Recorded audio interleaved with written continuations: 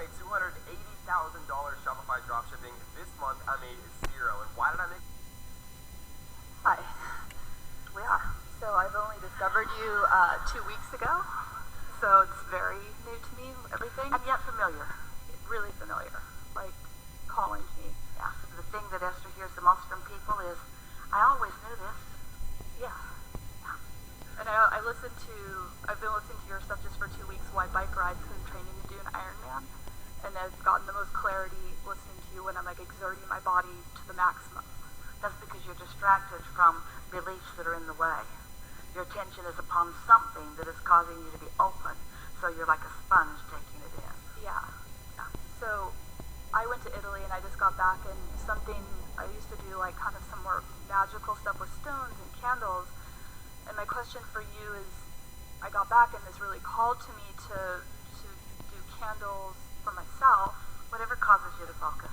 And then something in me called me to start doing it for other people, and hearing some of the stuff you're saying, because I feel like I've been sort of aligning myself more, that now I'm thinking that I'm like somehow, like you said, aligning other people with my alignment, and people have been attracted to whatever I am doing. Well, when you are in alignment, that's always the case. One who's connected to Source is millions of times more influential than one who is not. So when you get tuned in, tapped in, turned on to who you really are, then those who are seeking what you are currently finding are drawn in a stronger way. So the key is, don't get too caught up in where they are. Don't spend any time trying to analyze where they are, because that just confuses things. Just trust that the universe has lined you up together for a reason, and just take satisfaction in the unfolding. And do as you're doing. Follow those impulses. Yeah, because prior to me thinking was when I was trying to get positivity and aligning myself, I had it in my head that there was lag time. I felt like, okay, like if you want to lose 50 pounds, you don't lose it from eating well one day. It takes like many, many days. And so I felt like I think I may have made it too big for myself. Like projecting 50 days from now, like I need to do this, this, and this for so many days. Consistency is of value. But Jerry always said, as he was teaching people prosperity or improvement on whatever, put your basket out there far enough that it thrills you when you make it, but not so far you don't believe you can. And so it's about your personal balance. That's what you just said to us. Yeah, it's taken me like a year to figure this out, which is pretty good since I was living a totally different lifestyle for 38 years. Well, you're doing extremely well. Just have fun with it and be easy about it. We are not offering any cautionary language here. There isn't anything that you should not do. So what we need to say is do what you feel inspired to do. But be aware of what you're under the influence of when you feel the inspiration. That's the only piece here, because you've trained yourself through discipline to accomplish a lot. Through discipline, through physical discipline. And there's not anything in the world that we see as wrong with physical discipline. But when you couple this vibrational discipline, you're going to discover that the thought alignment accomplishes so much more than the physical discipline, for lack of easier words to find. It's the attitude more than it is the training. But it's hard to have the attitude of belief if you haven't trained. Yeah, because if I do yoga, I can't get to where I go, when I'm physically, like, everyone's like, you should do yoga now. It's like when I'm there, it's like I'm stressed. Like, yoga stresses me. But if I'm like riding up a hill like this, I feel like totally calm. It's because you believe in your process, and so there's no cross current in your vibration. You believe in your process of discipline. You've applied yourself. You know you're strong. You know you're ready. You want to be ready. You want to do well, and so there's nothing out of alignment within you. That's why we want to explain that there's no right or wrong way to approach anything. It's all just by you deciding and then you lining up with what you've decided. It's only getting cross current of yourself that ever slows you down. And you've shown this to yourself in lots of different ways. Yeah, I think that's what you're saying about what other people tell you you should do, and that's when I get cross-aligned, is when I start listening to what other people say, because I'm interested in learning, and then it doesn't work for me, and then I get cross-aligned. Sometimes people have really good ideas. That's why we're just asking all of you, if you care about feeling satisfied, we know you're tired of hearing the word, and you are doing a pretty consistent job of being there, And you have awareness, therefore, because you do feel satisfied so much of the time, of what you are under the influence of. And now you are witnessing the results of what you are receiving. Many times, something that you're asking for will come to you through another person. Lots of good ideas come through others. So it's not, should I take action or should I not take action? Should I listen to others or should I not listen to others? It's get under the influence of your inner being and follow your inspiration, and often your inspiration will lead you to both action and others. And you can just feel it. Sometimes someone will say something to you, and the timing of your rendezvous and the timing of their words just knocks you over because you were just so ready to hear that. And when they said it to you, it just rang through to you, just like our friend was describing at the birth of his son. Well, that's what happened 2 weeks ago when my friend sent me your YouTube. Yeah? Like, Good. so it aligned, and Really good. and honestly, I came back from my bike ride on Monday, and I was listening to one of your things, and I came home and I said, I'd really like to meet this woman. And then I went online and I saw you were speaking in San Diego. I live in LA, and I grew up a half mile from this place. And it's like I'm coming home. It's very weird. Timing. Enough? Thank you so much.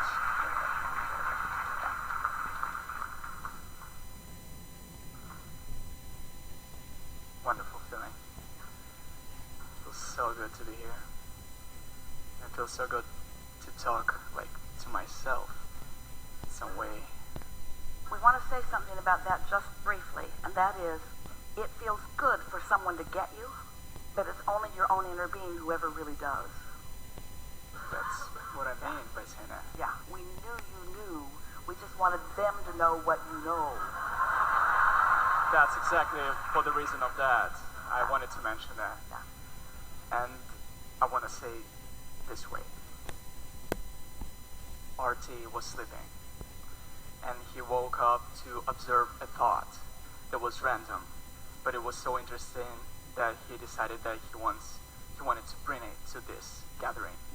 And the thought was, why would something, which is everything, would want to expand, because we talk about expansion all the time, why would something that is everything, which is God or source or whatever we call that, would want to expand where? If it's everything, where it wants to expand, and what is the reason of that? Because everything must expand or it can't be anything. If everything is not expanding, then it isn't anything. Everything implies perfection or finished, and there isn't any of that. Eternity is the name of this game. Expansion, more, becoming. Because if you're not becoming, then you're unbecoming, and you can't unbecome because there's no regression. Exactly. Exactly.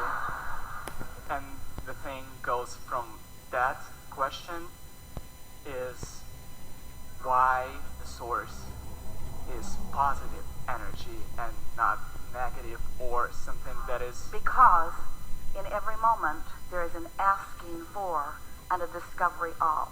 Here's the easy to hear answer. Here you are in your physical beingness, and whether you understand it or not, you are an extension of source energy. And you are out on the bleeding edge where there is contrast that is uncomfortable. But that contrast does cause expansion, whether you know that it does or not. And so, whether you know that it has happened or not, you have become more than you were. And when you croak, which is our disrespectful way of saying when you die, because there is no death, when you leave this consciousness, when your consciousness leaves this body in this format and you reemerge into non-physical, you leave behind all doubts and fears and everything that you pushed against. And the whole of you, you receive the full expansion of that which is you. And then it is from that vantage point, with no resistance within it, that you make the decision to come back again. And so you could say, it's not really the best way, but it might be more understandable that the experience of what you call death is the true filtering process, where you only take with you who you really are and all that you've asked for, and you leave behind everything that is doubtful. That's why There are generations that are here, many of them at the same time. And they write histories, and they work very hard, humans do, at introducing the new ones to the old beliefs and the old ideas. And so they do a pretty good job of passing the baton of resistance from one generation to another. But they don't do nearly the best job of passing the baton of resistance from one generation to the next as the source energy passes the baton of your well-being, of your goodness, of your worthiness. Pretty good, eh? Exactly the way it is. Yeah. Wonderful. When Jerry made his transition, Esther's mate, you may know about him, you may not, he's been gone for a few years. Not gone, different. He was, from Esther's perspective, a perfect human being. He was easy to be with. They were laughing and scratching and having a wonderful time all day, every day. When he made his transition into non-physical, Esther felt great loneliness and separation from him for a while because she couldn't find him, because she was looking for him where he'd been instead of where he is. And it took her a little while to realize that as perfect as she found him to be, he held beliefs that were resistant in nature. And as Esther was reaching for her own expansion, she couldn't include her new expansion with some of Jerry's beliefs. So for a while, she wasn't willing to take her new expansion because it felt more important to her to hold to Jerry's beliefs. We have rules and policies that we must adhere to. We must follow Jerry's lead. It took quite a while for her to realize that she has Jerry now and that he's looking differently at things than he once was. So one day, when she was complaining about not being able to find him, after she settled down and took her nap and did her meditation, she heard us say, look for him where he is, not where he was. And that really is the key to what you're talking about. You got to look to it where it is. And once you hone into that and find it, you will never be confused again about why the goodness prevails always. And it does. It does. It's huge differentiation. Huge. So big, we can't even describe it to you statistically. You don't even have the ability to comprehend the difference between the stream of well-being and the being pinched off from it that you call life experience on planet Earth.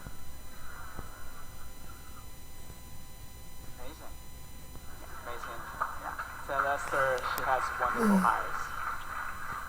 Thank you. She wants to say the same to you.